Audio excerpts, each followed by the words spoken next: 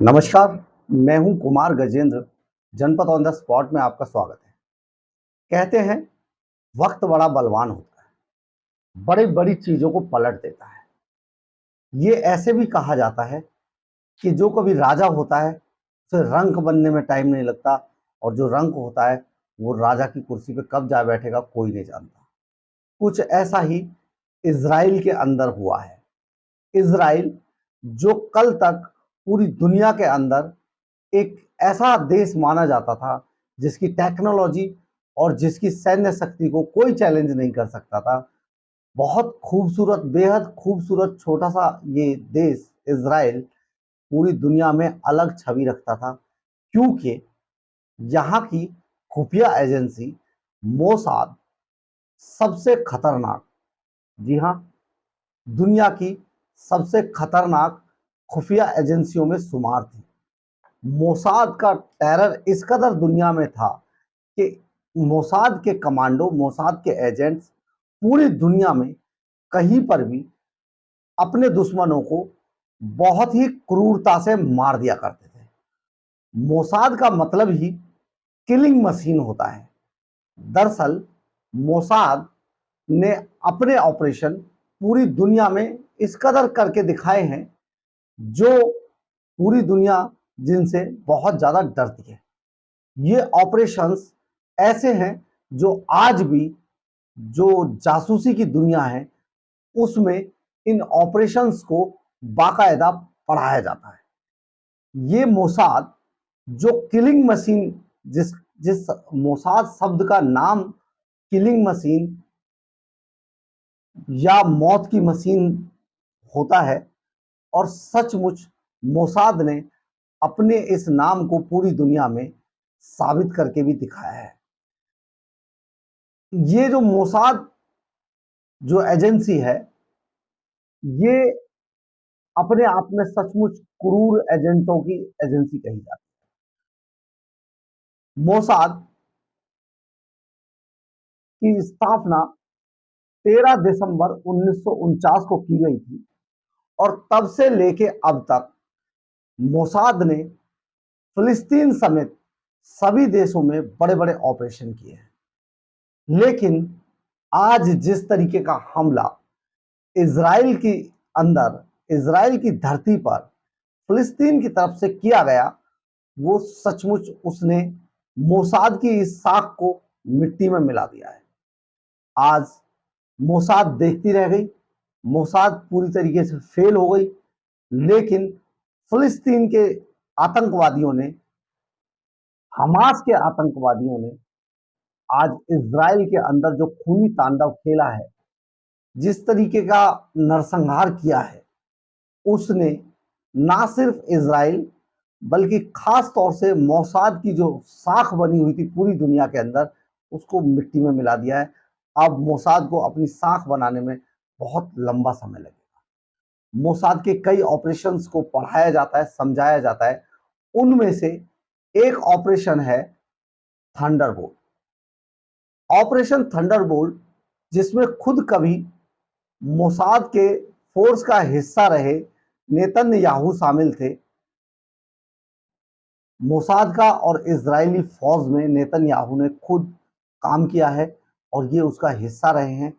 और जो operation Thunderbolt जो किया गया था, उसमें नेतन्याहू खुद शामिल थे, और इनके बड़े भाई की इस ऑपरेशन में मौत भी हो गई, जो उस समय पे सेना के उस टुकड़ी के कमांडर थे जिसने इस ऑपरेशन को अंजाम दिया था। अब हम आपको बताते हैं इस ऑपरेशन के बारे में, जरा समझिएगा मोसाद किस तरीके से क्रूर और ऑपरेशन करने में, किसी भी डिसीजन को लेने में बहुत जबरदस्त एजेंसी मानी जाती है। 27 जून 1976, स्थान था बेन गुरियन इंटरनेशनल एयरपोर्ट, तेल अवीव शहर, इजराइल का शहर तेल अवीव। रात के 11 बज रहे थे। फ्रांस की एक एयर बस A300 V4203 ने इजराइल के शहर तेल अवीव से ग्रीस की राजधानी एथेंस के लिए उड़ान भरी। विमान में कुल 246 मुसाफिर सवार थे और 12 क्रू मेंबर थे। ज्यादातर मुसाफिर यहूदी और इजरायली नागरिक थे। ये विमान सकुशल उड़ान भरकर इजराइल से बाहर चला गया। करीब 1.5 घंटे की उड़ान के बाद रात 12:30 बजे यह विमान एथेंस के एयरपोर्ट पर उतरता है। विमान ने यहां से पेरिस के लिए उड़ान भरनी थी।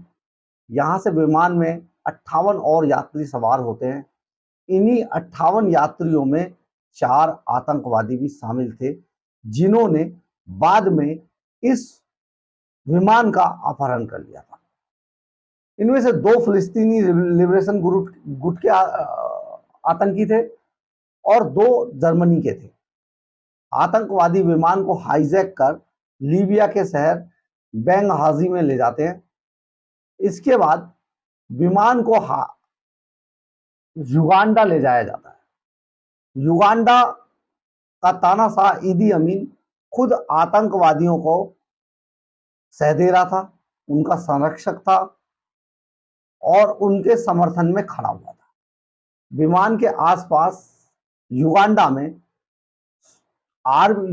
आर्मी के 100 कमांडोज को तैनात कर दिया जाता है और आतंकवादी मांग रखते हैं 53 विभिन्न देशों में बंद 53 आतंकवादियों की रिहाई की और 5 मिलियन अमेरिकी डॉलर की। ये एक बड़ी डिमांड थी और मामला लगातार इजराइल और फिलिस्तीन के जो आतंकवादी जिन्होंने ये विमान का अपहरण किया था, इनके बीच मांगों का सिलसिला चलता रहा, बात चलती रही। इसी दौरान बहुत सारे जो बीमार और बुजुर्ग यात्री थे उनको रिहा भी कर दिया गया था। लेकिन इजराइल किसी भी हाल से, खासतौर पे मोसाद किसी भी हालात में आतंकवादियों से समझौता करने को तैयार नहीं।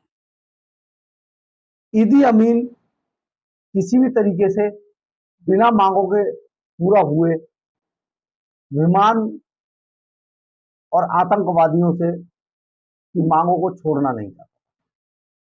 इसी बीच 3 जुलाई 1976 को अचानक इजरायली मोसाद ने, खुफिया एजेंसी मोसाद ने एक बड़ा प्लान बनाया। इस प्लान में था कि युगांडा एयरपोर्ट पर ऑपरेशन को अंजाम दिया जाए और आतंकवादियों को मारने के बाद अपने जो हाईजैक हुए जो यात्री थे उनको छुड़ाया जाए। बहुत ही खुफिया तरीके से ये ऑपरेशन को अंजाम दिया गया, इसको आगे बढ़ाया गया। लेकिन दिक्कत थी तो सिर्फ एक कि किस तरीके से वहां पर जो जहाजों का जो बेड़ा उतारा जाना था एयरपोर्ट पे, उसको किस तरीके से उतारा जाए कि वहां के एटीसी की नजर से बच जाए।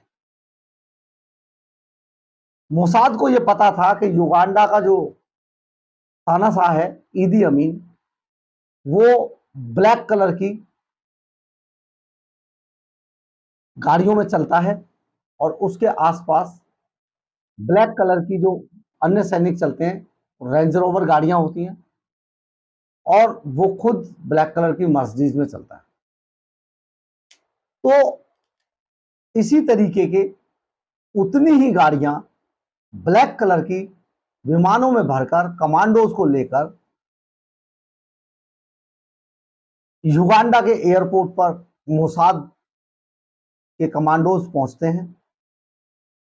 और आप समझिए एटीसी से बचने का, एटीसी की नजरों से विमान को बचाने का केवल एक तरीका होता है और वो बहुत रिस्की होता है कि विमान को 30 मीटर से नीचे उड़ाया जाए, यानी कि 100 फीट से नीचे अगर विमान उड़ान भरेगा तो वो एटीसी की नजर में नहीं आएगा। ये बात मोसाद के कमांडो जानते हैं। लेकिन उन्होंने रिस्क लिया और विमान को, बताया यह जाता है 27 से 28 मीटर की ऊंचाई पर उड़ाकर अचानक 8 विमान युगांडा की एयरपोर्ट में घुस गए और उतर गए।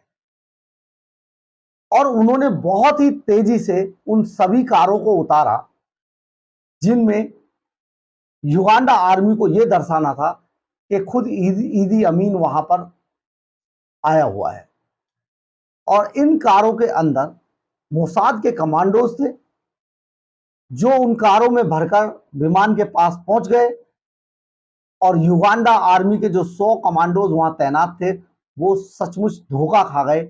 उन्हें लगा कि तानाशाह ईदी अमीन आए हैं और उन्होंने उनको हाईजैक प्लेन तक पहुंचने दिया। इसी दौरान कमांडोज उतरे और उन्होंने वहां जितने भी आतंकवादी और कमांडोज जो युगांडा के तैनात थे सबको मार गिराया। और 30 मिनट के, मात्र 30 मिनट के ऑपरेशन में उन्होंने अपने सभी सैनिकों को छुड़ा लिया, सभी यात्रियों को छुड़ाया और 30 मिनट के ऑपरेशन के बाद उन्हीं विमानों में वापस लौट गए और उन्होंने ऑपरेशन थंडरबोल्ट को सचमुच बहुत तरीके से अंजाम दिया। लेकिन युगांडा एयरपोर्ट लाशों से पट गया था। ईदी अमीन देखता रह गया और मोसाद ऑपरेशन करके निकल गया।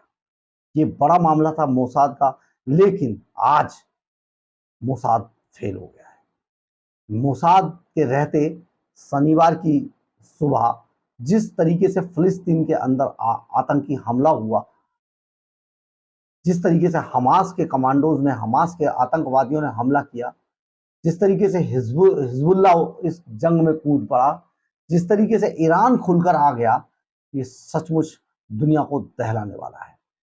दहलाने वाला इसलिए भी है क्योंकि दूसरे देशों में भी इसी तरीके की चीजें या तो होती रही हैं या अब होने वाली हैं। क्योंकि हमेशा आतंकवादी, जो हार्डकोर आतंकवादी हैं, वो हमेशा एक नया प्रयोग करते हैं नरसंहार के लिए। जैसे जहाज का प्रयोग हुआ था ट्विन टावर को गिराने के लिए, आत्मघाती हमलों का प्रयोग लगातार होता रहता है। उसी तरीके का एक नया प्रयोग है कि हमास के आतंकवादियों ने जिस तरीके से जो फेंसिंग थी, जो इजराइल की जो ताकत कही जाती थी, जो उनकी फेंसिंग, उनकी दीवारें लोहे के कटीले तारों की, उन सबको जेसीबी या बुलडोजर से तोड़ दिया गया।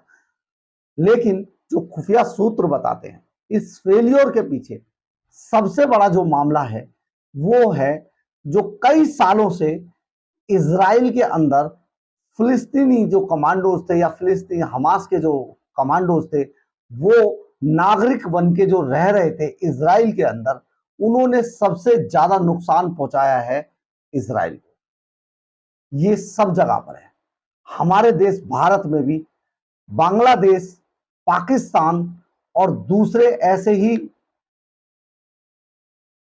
इस्लामिक कंट्रियों के लोगों की भरमार है। यहां पर खास तौर पे दिल्ली के अंदर, मुंबई के अंदर और कई अन्य बड़े शहरों में भी ऐसे जो घुसपैठिए हैं उनको पहचान पाना बेहद मुश्किल है।